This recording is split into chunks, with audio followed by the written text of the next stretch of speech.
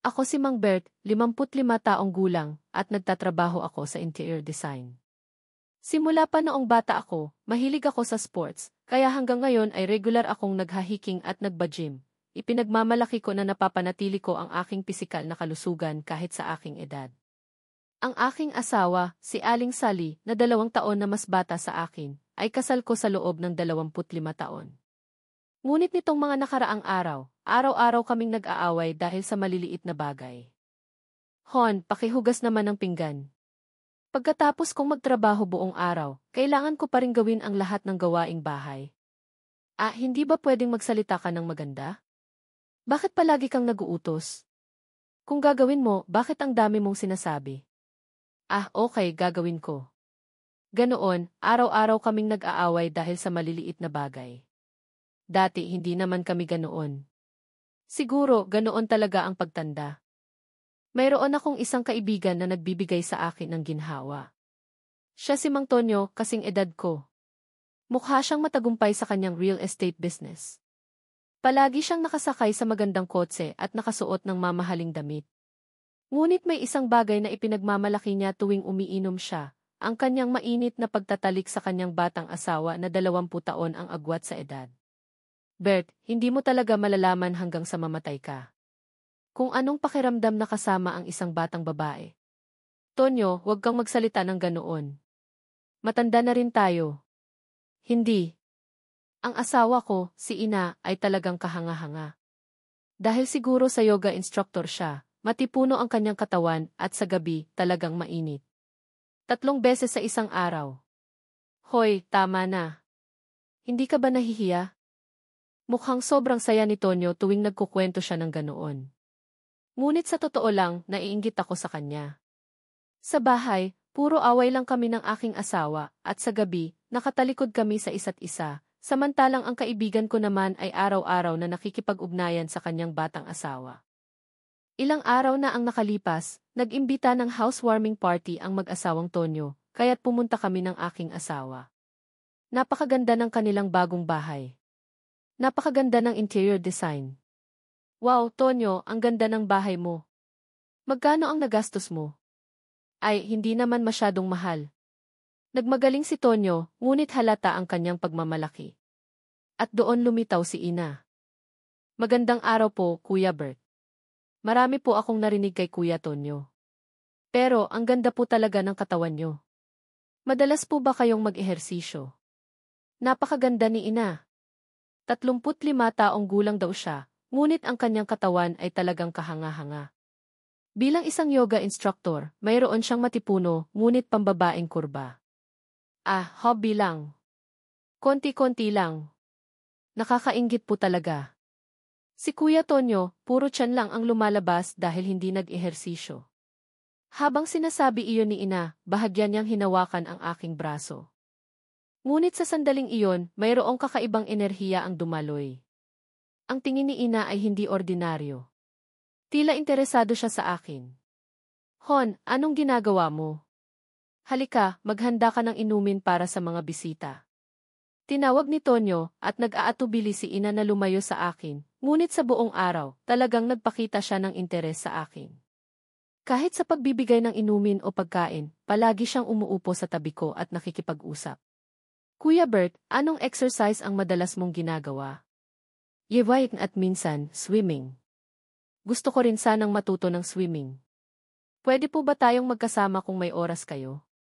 Ganoon ang kanyang pananalita. Kahit nandito ang aking asawa na si Sally sa tabi, wala siyang pakialam.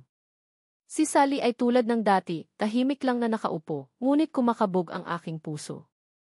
Pauwi, sinabi ng aking asawa, iyong asawa ng kaibigan mo, si Ina, medyo kakaiba, di ba? Bakit? Parang sobrang interesado sa kaibigan ng asawa niya. Baka dahil sa unang pagkikita, para lang hindi awkward ang atmosphere, naging friendly lang siya. Sa tingin ko, hindi ganoon. Dahil sa sinabi ng aking asawa, biglang bumagsak ang aking puso. Siguro, nahalata niya ang tingin ko kay Ina. Sa totoo lang, sa buong araw na iyon, iniisip ko ang katawan at amoy ni Ina. Ilang araw ang lumipas, at hindi pa rin umaalis sa aking isip si Ina. Sa gitna nito, nagkaroon ako ng magandang dahilan. Dumating ang taglagas at nagsimulang mamula ang mga dahon. Tonyo, dahil taglagas na, gusto mo bang mag-travel tayo kasama ang ating mga asawa? Travel? Bakit bigla? Dahil sa trabaho, stress na stress ako. Sa edad natin, kailan pa tayo magta-travel ng ganito? Tama ka. Saan tayo pupunta? Sa bandang Baguio. Para makita ang mga dahon at magstay ng isang gabi sa retreat house sa tabing dagat. Anong masasabi mo? Sige, maganda iyan. Masiglang sumang-ayon si Tonyo. Malamang, umasa siya sa isang romantikong paglalakbay kasama si ina. Kung sasabihin kong wala akong ganoong intensyon, nagsisinungaling ako. Pag-uwi ko, sinabi ko kay Sally, ngunit mukha siyang walang gana. Kailangan ba talagang pumunta? Mas gusto kong magpahinga sa bahay. Minsan, kailangan din natin ang ganito. Naaalala mo ba kung kailan tayo huling nag-travel? Hindi ko na maalala kung kailan. Kita mo na. Kaya, sa pagkakataong ito, pumunta tayo. Sa huli, sumama rin si Sally. Nag-book ako ng retreat house malapit sa Baguio online. Isang lugar na may 2 kwarto. Nang araw ng paglalakbay, sumakay kami sa aking kotse, kasama ang mag-asawang Tonyo, at umalis. Napakaganda ni ina na nakaupo sa likod. Kuya Bert, dahil siguro sa nag-ehersisyo kayo, ang galing niyo rin magmaneho. Salamat. Masarap magmaneho habang tinitingnan ang tanawin. Sa bawat pagkakataon na nagkakatinginan kami ni ina sa rearview mirror, niningitian niya ako. Si Tonyo, na nakaupo sa tabi ko at umiinom ng beer, ay medyo lasing na. Hoy, Bert, magsaya tayo ng husto ngayong gabi. Lasing ka na ba? Hindi pa tayo nakakarating. Hindi. Masaya lang ako. Excited ako sa paglalakbay na kasama si ina. Habang sinasabi iyon, sinubukan ni Tonyo na hawakan ang kamay ni ina, ngunit bahagyang umiwas si ina. At nagkatinginan kami. Pagdating sa retreat house at pagkatapos mag-unpack, gabi na. Nag-order kami ng fried chicken at lechon manok na inirekomenda ng may-ari ng retreat house at nagpasya kaming kumain sa sala. Agad na nilabas ni Tonyo ang soju pagdating namin. Ako at ang aking asawa ay umiinom ng katamtaman, ngunit patuloy na inubos ni Tonyo ang mga baso. Hon, dahan-dahan ka lang sa pag-inom. Huwag mong inumin lahat. Sinaway ni ina si Tonyo, ngunit hindi nakinig si Tonyo. Ayos lang, ayos lang. Nag-travel tayo, kaya dapat lang na uminom tayo ng husto. Kuya Bert, pakiusap, kausapin niyo rin siya. Kung hindi, agad siyang matutumba. Humingi ng tulong si ina. Ngunit sa totoo lang, umaasa ako na malasing si Tonyo. Para mas maraming oras akong makasama si ina. Tonyo, tama si ina. May bukas pa, kaya tama na. Ayos lang, ayos lang. Pero sa ganitong atmosphere, kung hindi ako iinom, anong saya ang makukuha ko sa paglalakbay? Sa huli, tuluyang nalasing si Tonyo at naunang pumasok sa kwarto. Agad siyang bumagsak sa kama at agad na narinig ang malakas niyang hilik. Napakadami naman niya uminom. Paano kaya niya nagawa iyon? Nagbuntong hininga si ina. Mahilig talaga sa alak ang kaibigan kong iyan. Simula pa noong bata pa siya, ganoon na. Pasensya na talaga. Nakakahiya na ipakita ang ganitong hitsura sa paglalakbay. Ano ba sinasabi mo? Kawawa ka naman, ina, dahil sa pag-aasikaso sa matandang asawa mo. Dahil sobrang dami niya uminom, ayos lang. Sanay na ako. Nakakainggit ang tulad mo na marunong magpigil. Noon, biglang binasag ng aking asawa ang atmosphere. Bakit ba palagi kang nag-aalala sa ibang tao? Bakit hindi ka na lang mag-alala sa akin at sa asawa ng ibang tao, huwag mo na lang pansinin? Sa malamig na pananalita ni Sally, nagalit din ako.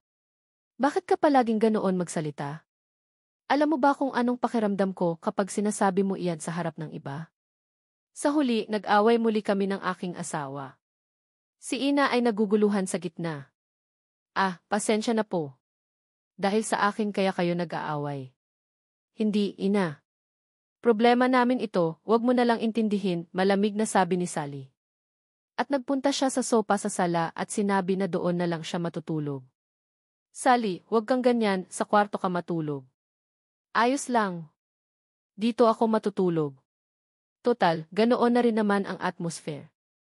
Matigas si Sally na humiga sa sopa. Wala akong magawa kundi pumasok sa kwarto ng mag-isa. Habang nakahiga ako sa kwarto, gulo ang aking isip. Lalong lumalala ang relasyon ko sa aking asawa, samantalang ang pag-iisip ko kay ina ay patuloy na lumalaki. Lalo na nang maalala ko ang mainit na tingin ni ina sa akin kanina, kumabog ang aking dibdib. Lumalim ang gabi ngunit hindi ako makatulog. Ang aking asawa ay natutulog sa sala, si Tonyo ay humihilik sa katabing kwarto, at ako ay nag-iisa, nag-iisip ng ganitong bagay. Ngunit mga 3:00 ng umaga na kaya? Naramdaman ko ang tunog ng pagbukas ng pinto ng kwarto at may tahimik na lumapit sa aking kama. Naisip ko na ang aking asawa ay nagbago ang isip at pumasok. Narinig ko ang tunog ng paghubad ng damit sa tabi ng kama. At ang init ng katawan ay dumikit sa akin. Walang salita, ngunit isang malambot na haplos ang nagsimulang humaplos sa aking dibdib. Matagal na akong hindi nakakaranas ng ganitong skinship, kaya natural lang akong tumugon. Sa dilim, naramdaman namin ang isa't isa. Mas matipuno at pambabae ang kanyang katawan kaysa dati, at mayroong matamis na amoy ng pabango. Isang mainit at matinding oras ang lumipas. Iba siya sa asawa ko. Mas agresibo at mas passionate siya. Matapos ang matagal na oras, at nang matapos ang lahat ng nasiyahan, binuksan ko ang bedside lamp upang magtungo sa banyo. Sa sandaling iyon, halos tumigil ang tibok ng aking puso. Hindi ang aking asawa ang nakahiga sa kama. Si ina iyon, mahimbing na natutulog na nakababa ang mahaba niyang buhok. Paano nangyari ito? Dali-dali kong sinuri ang sala. Nakatakip pa rin si Sally sa kumot sa sopa, mahimbing na natutulog. Pagbalik ko sa kwarto, talagang si ina ang nakahiga sa aking kama. Nagsimulang manginig ang buong katawan ko. Napagtanto ko ang katotohanan ng aking ginawa. Dali-dali kong pinatay ang ilaw at humiga sa kama. Nagkunwari akong tulog, nakatalikod sa kanya. Namuti ang aking isip. Paanong nangyari ito? Ngunit bumaling si ina at niyakap ako mula sa likod. At mahinang bumulong sa aking tainga, napakasarap ngayong gabi. Ang kanyang boses ay matamis, ngunit para sa akin, nakakapanindig balahibo iyon. Niyakap ako ni ina sandali, pagkatapos ay tahimik siyang bumangon. At dahan-dahang pumasok siya sa katabing kwarto. Matagal akong nakahiga, tulala. Hindi ko mapaniwalaan na totoo ang nangyari. Ngunit ang kanyang amoy at ang mga marka niya sa kama ay nagsasabi sa akin na totoo ang lahat. Nanginginig ang aking katawan dahil sa pagkakonsensya. Mabigat ang aking puso sa pag-iisip na trinatraidor ko ang aking asawa na kasama ko sa loob ng 25 taon. Ngunit kakaiba, kasabay ng pagkakonsensya, mayroong isang hindi maipaliwanag na kasiyahan sa isang bahagi ng aking puso. Ang matipuno na katawan ni ina at ang kanyang mainit na hininga. At ang kanyang huling bulong ay hindi umalis sa aking tainga. Napakasarap ngayong gabi. Mahimbing akong nakatulog ng umaga na, ngunit paulit-ulit na nangyari ang sandaling iyon sa aking panaginip. May halong pagkakonsensya at kasiyahan. Kinabukasan, sobrang hirap para sa akin na bumangon. Hindi ko alam kung anong mukha ang ihaharap ko sa mga tao. Pagpunta ko sa sala, gising na si Sally at naghahanda ng simpleng almusal. Gising ka na? Ayos lang ba ang tulog mo? Okay lang. Si Sally ay tulad ng dati, walang pakialam. Hindi niya alam ang nangyari kagabi. Sumunod din agad si Tonyo at ina. Hawak ni Tonyo ang kanyang ulo at si ina naman ay may payapang ekspresyon. Ang sakit ng ulo ko. Sobrang dami ko sigurong nainom kagabi. Sabi ko naman sa iyo, dahan-dahan ka lang. Sabi ni ina kay Tonyo, ngunit hindi siya nagkatinginan sa akin. Tila wala talagang nangyari. Kuya Bert, gusto niyo po ng kape? Ah, salamat. Nang inabot ni ina ang kape, bahagya kaming nagkadikit. Sa sandaling iyon, malinaw na bumalik sa akin ang nangyari kagabi. Pauwi mula sa paglalakbay, patuloy akong gulo. Si ina ay tulad ng dati, nakikipag-usap kay Tonyo, at ako naman, habang nagmamaneho, patuloy kong tinitingnan siya sa rearview mirror. Pagdating sa bahay at nagpaalam kami, mahinang sinabi ni ina sa akin, Kuya Bert, talagang isang paglalakbay na hindi ko malilimutan. Salamat po. Naintindihan ko ang kahulugan ng mga salitang iyon. Ilang araw na ang lumipas, at hindi pa rin umaalis sa aking isip si ina. Kahit sa trabaho o habang kumakain, palagi siyang lumalabas sa aking isip. Lalo na ang mga nakakatuwa at nakakakuryenteng sandali ng gabing iyon. Ngunit ang problema ay kung paano ko muling makokontak si ina. Hindi pwede sa pamamagitan ni Tonyo at wala akong dahilan para direktang makipag-ugnayan sa kanya. Pagkatapos ng mahabang pag-iisip, nakaisip ako ng magandang paraan. Tonyo, bakit hindi tayo gumawa ng group chat para ma-share natin ang mga larawan sa paglalakbay? Ah, magandang ideya iyan. Dali-dali akong gumawa ng group chat. Sa wakas, nagkaroon ako ng paraan para makipag-ugnayan kay ina. Ilang araw pagkaraan, nagkalakas loob ako at nagpadala ng personal na mensahe kay ina. Ina, medyo lasing ka ba ng gabing iyon? Matagal akong naghintay at dumating ang reply. Ngunit hindi ko inaasahan ang nilalaman nito. Kuya Bert, hindi ba gusto mo rin akong makasama? Napakadirekta ng kanyang sagot. Nagulat ako. Hindi ko alam kung paano sasagutin kaya't matagal akong tulala. Agad na dumating ang isa pang mensahe. Sa totoo lang, si Kuya Tonyo ay sobrang hina sa kama, hindi niya ako masiyahan sa gabi. Ngunit ikaw, Kuya Bert, iba ka. Sa mga salitang iyon, mabilis na tumibok ang aking puso. Kuya, kung ayos lang sa iyo, gusto mo bang maging tayo? Hindi ko talaga inakala na magiging ganoon siya ka-bold at agresibo. Naguguluhan ako at nag-isip ng halos isang oras, sa huli ay nagpadala ako ng reply. Masyado yatang delikado iyan. Pwede naman tayong magkita ng maingat para hindi delikado, di ba? Gusto mo rin naman, di ba, kuya? Tama si ina. Gusto ko rin siyang makita muli. Ilang araw pagkaraan, nagkataon na nagkaroon ako ng business trip sa probinsya. Ginawa ko itong dahilan. Hon, kailangan kong mag-business trip sa Cebu ng halos 2 araw simula bukas. Sige, mag-ingat ka. Walang pakialam na sumagot si Sally. Agad akong nagpadala ng mensahe kay ina. Available ka ba bukas? Pwede kong gumawa ng isang araw para sa atin bilang dahilan ang business trip. Talaga? Saan tayo magkikita? Hahanap ako ng tahimik na lugar. Kinabukasan, pumili kami ng isang liblib na motel na medyo malayo sa syudad bilang lugar ng aming tagpuan. Nandyan na si ina, naghihintay. Kuya, hindi ko inakala na talagang darating ka. Marami rin akong naisip. Nagsisisi ka ba? Hindi. Hindi ako nagsisisi. Nang araw na iyon, mas mainit ang aming oras kaysa sa retreat house. Sa pagkakataong ito, nagkita kami na alam namin ang isa't isa, kaya't iba ang pakiramdam. Kuya, pwede po ba akong magtanong? Ano man ang sabihin mo. Kumusta kayo sa bahay? Kumusta kayo ni Aling Sally? Sa totoo lang, hindi kami maayos nitong mga nakaraang araw. Araw-araw kaming nag-aaway dahil sa maliliit na bagay. Alam ko na. Naramdaman ko sa ekspresyon mo, sabi ni ina habang inilalagay ang kanyang mukha sa aking dibdib. Alam mo ba kung anong nangyayari sa asawa ko? Tonyo, kahit mukha siyang matagumpay, nahihirapan siya ngayon dahil sa pera. At hindi niya rin ako masiyahan sa gabi. Mayroong pagkadismaya sa boses ni ina. Si Tonyo, na palaging nagmamayabang na malakas siya sa kama, may problema palang ganoon. Sobrang seryoso sa bahaging iyon. Araw-araw, mabilis siyang matapos, kaya't masama ang ekspresyon ko, kaya ngayon, wala na rin siyang pakialam. Sa pagdinig ko sa mga kwentong ito, bahagyang bumaba ang aking pagkakonsensya kay Tonyo. Kung gayon, paano ka namuhay, ina? Tiniis ko. Ngunit nang makilala kita, kuya, nalaman ko. Kung anong pakiramdam na kasama ang isang lalaking talagang malakas sa kama. Sa mga salita ni ina, lalo akong nahulog. Madalas ba tayong makapagkita? Siyempre. Pero kailangan nating mag-ingat. Natural lang na mag-iingat tayo. Hindi ko na kailangan ng iba. Magkita lang tayo ng madalas. Mukhang sobrang nahulog si ina sa akin. At ako rin. Simula noon, nagsimula kaming magkita ng 1 o 2 beses sa isang linggo. Palagi sa isang liblib na motel.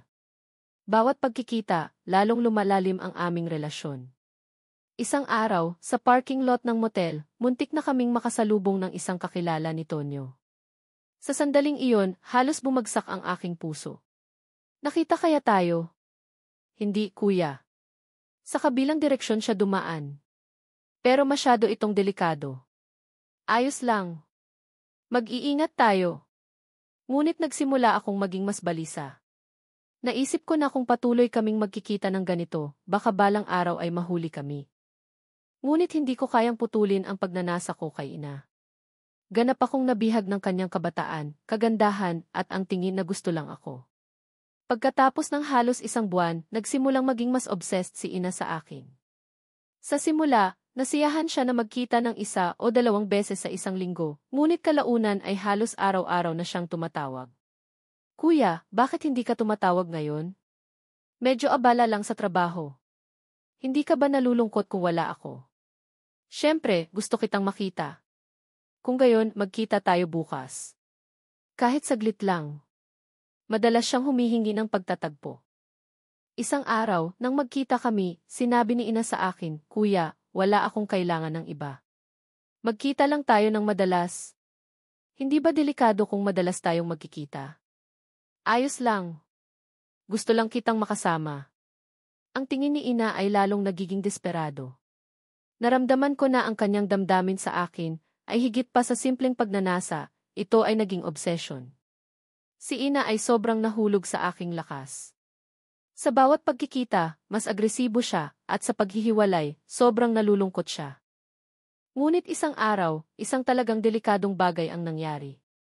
Habang papalabas kami sa parking lot ng motel, nakasalubong namin si Kim, isang kasama ko sa inuman ni Tonyo.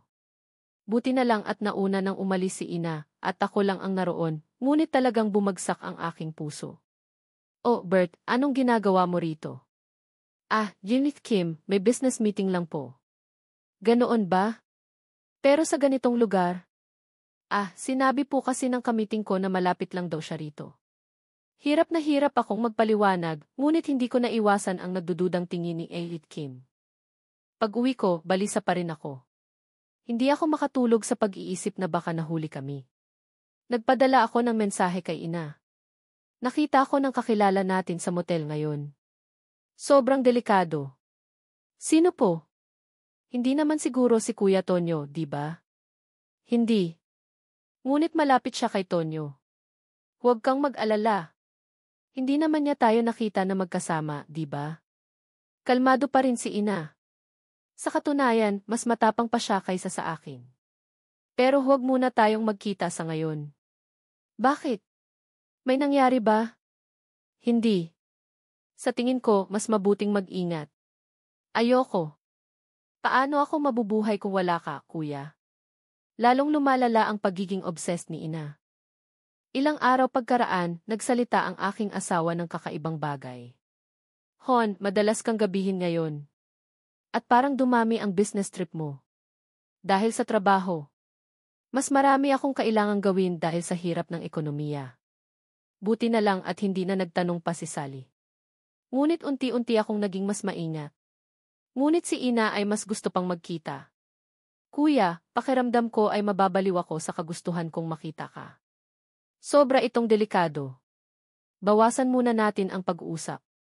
Kung ganoon, anong gagawin ko? Sa bahay, si Kuya Tonyo ay puro stress lang ang ibinibigay at ikaw lang ang aking tanging ginhawa. Konti lang ang tiis. Ayos lang ito sa paglipas ng panahon. Hindi. Hindi ko kayang tiisin.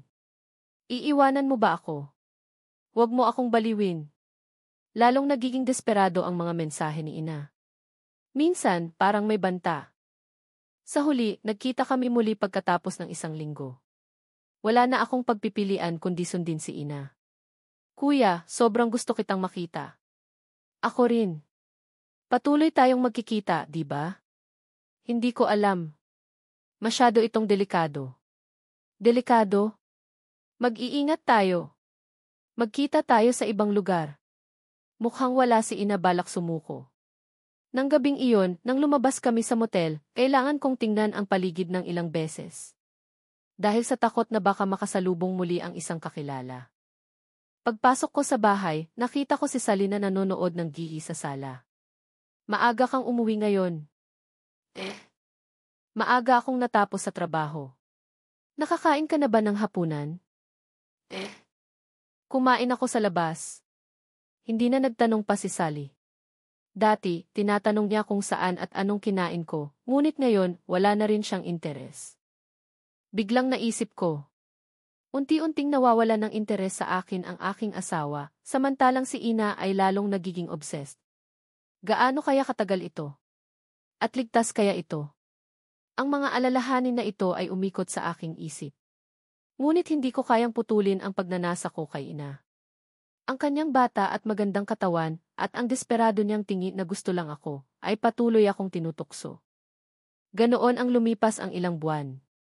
Isang gabi, pagkatapos kong makipagkita kay Ina, mas huli akong umuwi kaysa sa dati.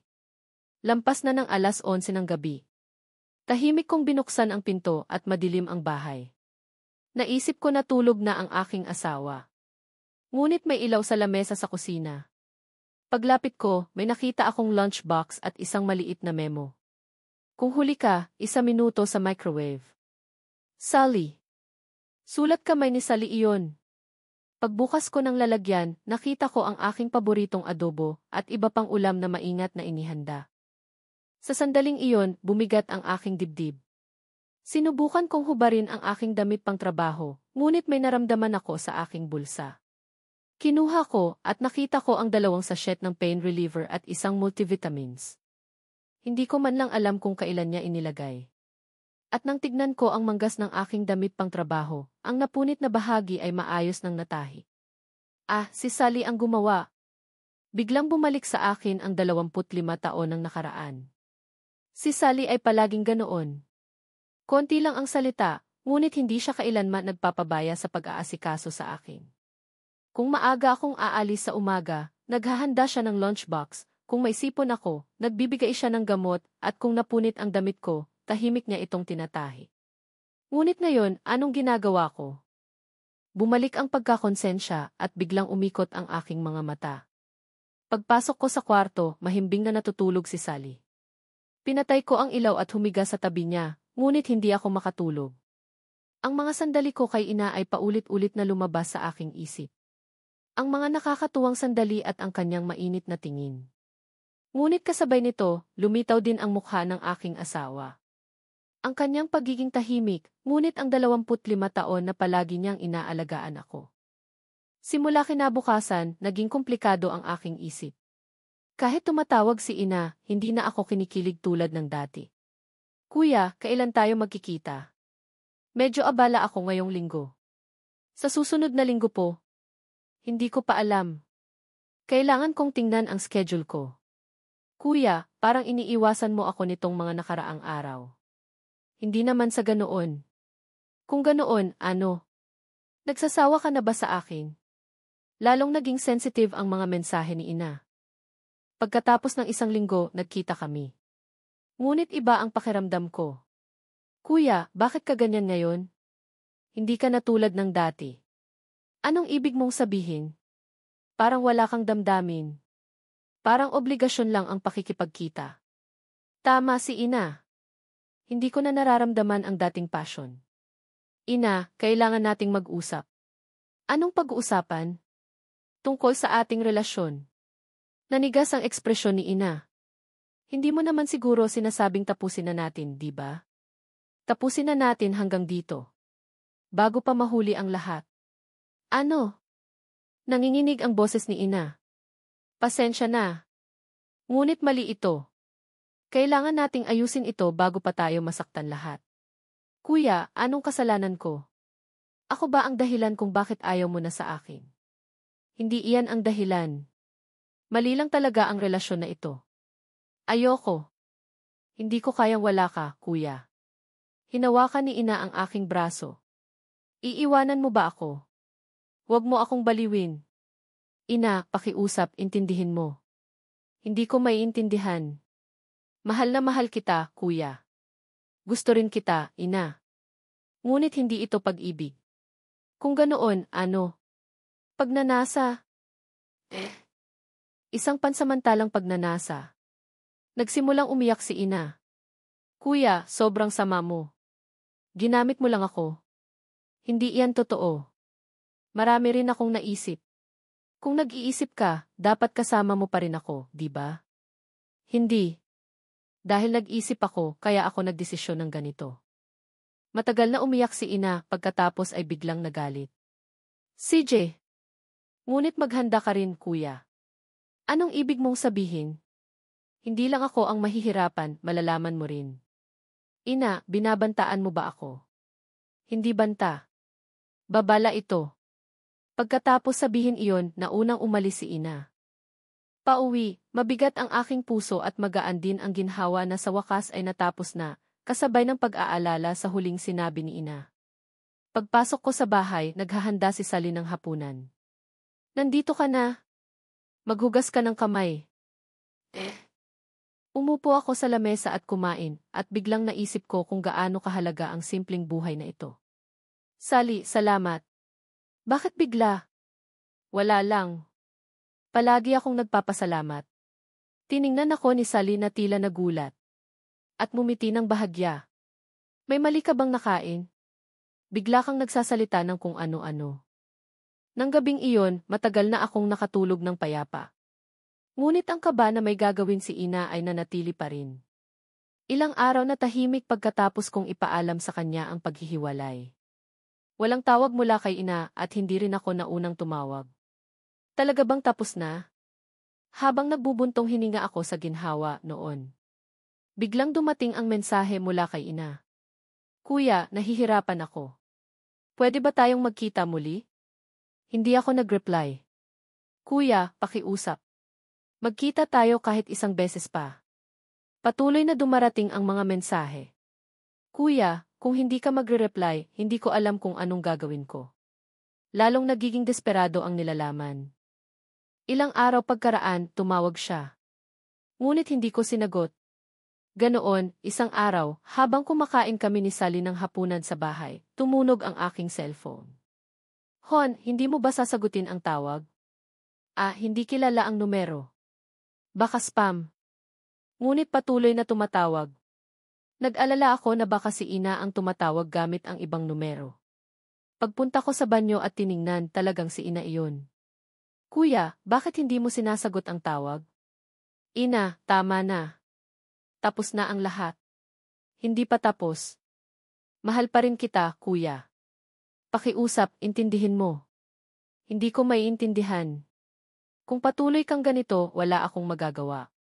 Anong gagawin mo? Alam mo naman, kuya. Lumamig ang boses ni ina. Simula noon, patuloy siyang tumatawag. Minsan nagmamakaawa, minsan nagbabanta. Pakiramdam ko ay isang talagang delikadong sitwasyon ang mangyayari.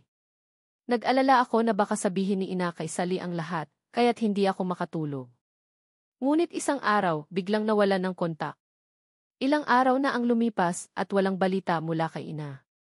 Mas lalo akong nabalisa. Naisip ko na baka may malaking balak siyang gawin.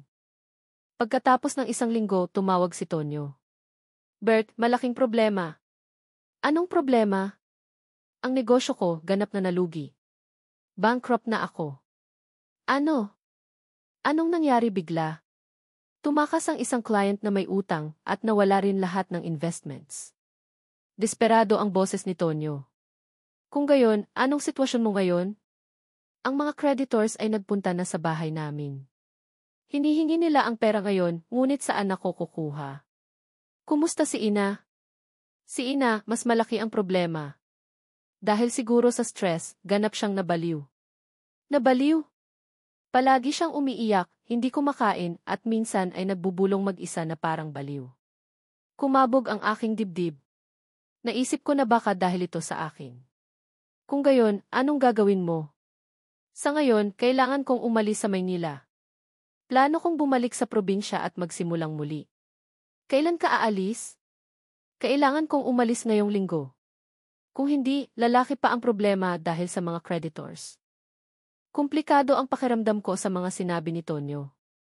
Sa isang banda, naawa ako, at sa isang banda, naisip ko na sa wakas ay tapos na ito. Ilang araw pagkaraan, dumating ang huling tawag mula kay Tonyo. Bert, aalis na kami ngayon. Salamat sa pagiging mabuting kaibigan mo. Mag-ingat ka. At magpakatatag ka. Salamat. Kokontak ako kapag may oras na ako. Ganoon, umalis si Tonyo at ina sa Maynila. Ilang araw pagkaraan, dumaan ako sa bahay ni Tonyo, at talagang walang tao, isang walang laman na bahay. Noon ko lang naramdaman na tapos na ang lahat.